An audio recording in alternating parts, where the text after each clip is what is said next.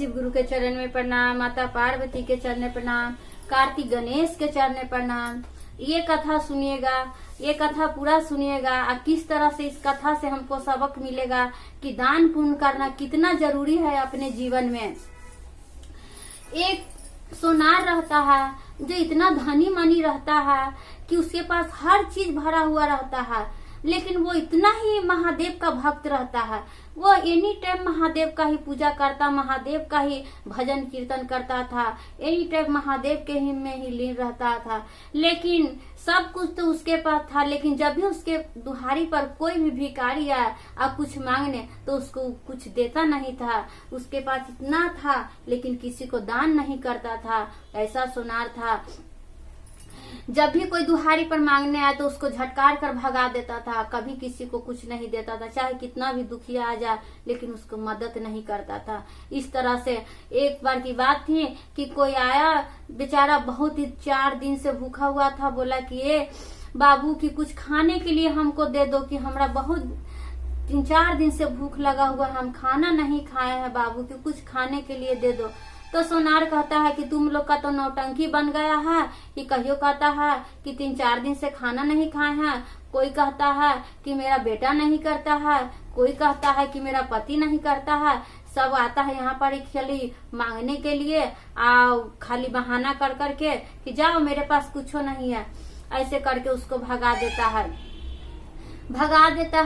तो महादेव का तो भक्त था, लेकिन वो उसके मन में दान करने का कोई भाव नहीं था कि किसको मदद किया जाए, कैसे मदद किया जाए। वो अपने में ही खाली मगन रहता था।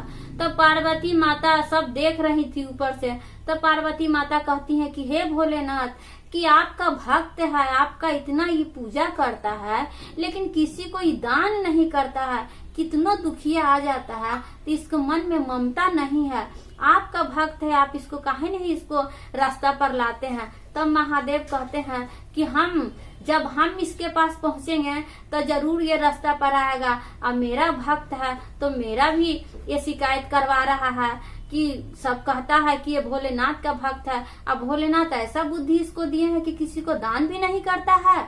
तब ये भोलेनाथ कहते हैं कि पार्वती तुम ठीक कह रही हो, लेकिन अब हम जा रहे हैं उसके दरवाजे पे ये किसी का भेष लेकर। तब भोलेनाथ आते हैं दूसरा का भेष लेकर और कहते हैं कि ये बच्चा कि कुछ हमको दे दो, कि साधु संत को दान करना चाहिए बाबू, कि हमको भी कुछ दे दो, हम तुम्हारे दरवाजे पर पहली बार आए हैं, या आज नहीं दोगे तो फिर हम तुम्हारे दरवाजे पर कभी नहीं आएंगे, जो भी तुम्हारे पास है दे दो। तब फिर सोनार कहता है कि आप आइए चाहे मत आइए, आपसे हमको काम का है।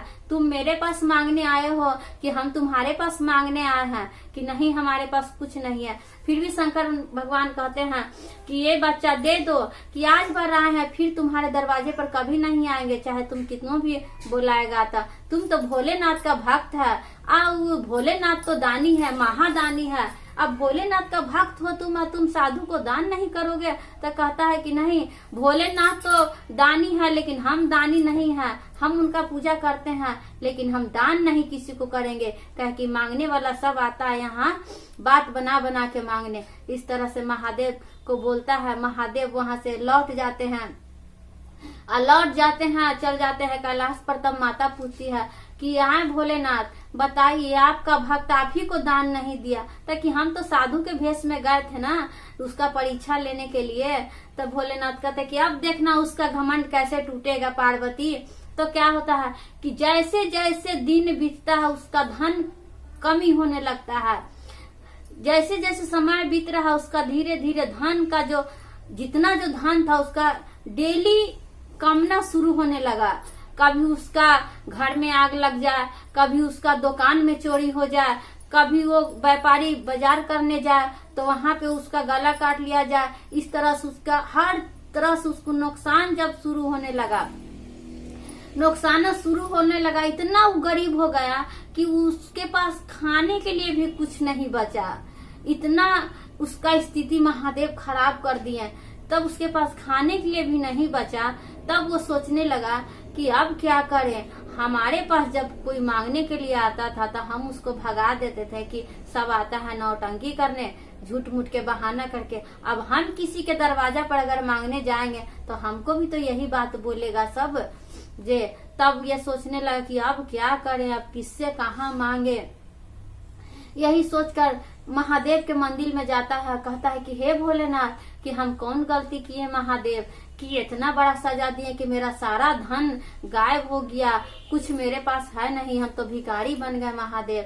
तो वहीं मंदिर के पास एक बहुत बड़ा संत रहते थे, वो पतरा उतरा देखते थे, वही पतरा देखे अब बोले कि सुनो राजा, कि तुम तो राजा था लेकिन तुम दान किसी को नहीं करता था, यही तुम्हारे में सबसे बड़ा कमी था। आज अगर तुम दान करता तो जरूर किसी का न किसी का दुआ तुमको जरूर मिलता, लेकिन तुम तो किसी को मदद करता नहीं था। अब तुम अपने पर सोचो, अब तुम्हारे पास तो कुछ नहीं है, तुम किसी के पास कैसे जा सकते हो मांगने। अगर किसी के पास जाओगे मांगने तो जैसे तुम दूसरों को बोलते थे वैसे तुम्हें भी तो सब बोलेगा।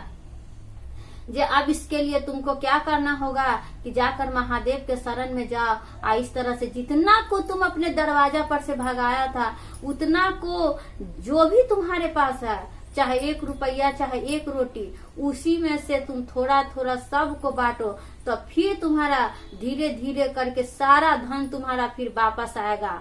जिस तरह धीरे धीरे वापस गया है उसी तरह धीरे धीरे वापस आएगा।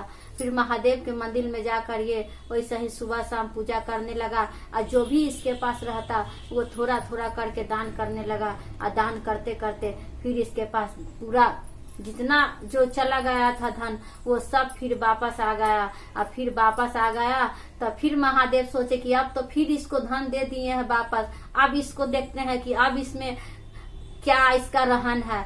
तो फिर आते हैं महादेव साधु का भेष लेके, कहते हैं कि ये बच्चा कुछ खाने के लिए दे दो, कि आज मेरे पास कुछ नहीं है, आज आए हैं अब फिर कभी नहीं आएंगे, कि दे दो। तब सोनार क्या करता है कि साधु के चरण में गिर जाता है, कहता है कि ये साधु बाबा आप ही आए थे, आपको हम दान नहीं दिए थे, उसी दिन से मेरा धन कमी होने लगा था, और जब मेरा भरा है तो फिर आप आए हैं। आज हम आपको सब कुछ देंगे, जो भी मेरे पास है वो सब हम दान करने के लिए तैयार हैं। तब महादेव साधु का भेष लेकर कहते हैं कि नहीं, हमको कुछ नहीं चाहिए, जो भी तुम्हारे पास है वो थोड़ा सा खाली हमको दे दो। वो अपने क्या करता है, तिजोरी में से निकालता है एक शंकर भगवान का सोने का शिवलिंग बनाए हुए रहता है, वही शिवलिंग निकाल के महादेव के हाथ में रख देता है और कहता है कि यही मेरे सबसे बड़ा पूंजी है, यही मेरे सब कुछ है, ये इन्हीं का पूजा करता हूँ, इन्हीं का दिया हुआ दान भी करता हूँ, इन्हीं का दिया हुआ मेरे पास जो भी है जो सब है, इसलिए आप इसी को ले जाइए। जैसे महादेव मेरा भंडार भरे हैं वैसे आपका भी भंडार भरेंगे। इस तरह महादेव वो शिवलिंग लेके चले जाते हैं और माता पार्वती से कहती हैं कि देखो माँ पार्वती, किस तरह से तुम बोली थी कि अपने कैसे भक्त को कैसे हम रास्ता पर लाएंगे, देखो अपने भक्त को हम कैसे रास्ता पर लिए हैं। जो मेरा भक्त है उसको रास्ता पर लाने के लिए हम कुछ भी कर सकते हैं। मेरा भक्त किसी के साथ गलत करेगा तो मेरा शिकायत होगा। इस तरह महादेव उस पर कृपा किए और उसको बुद्धि और ज्ञान दिए। उसी तरह सभी पर बुद्धि और ज्ञान दे और हम लोग पर ऐसा ही ज्ञान दे कि हम लोग भी हर किसी का मदद कर सके और हर किसी को दान कर सके। इसी बात पर बोलिए हर हर महादेव।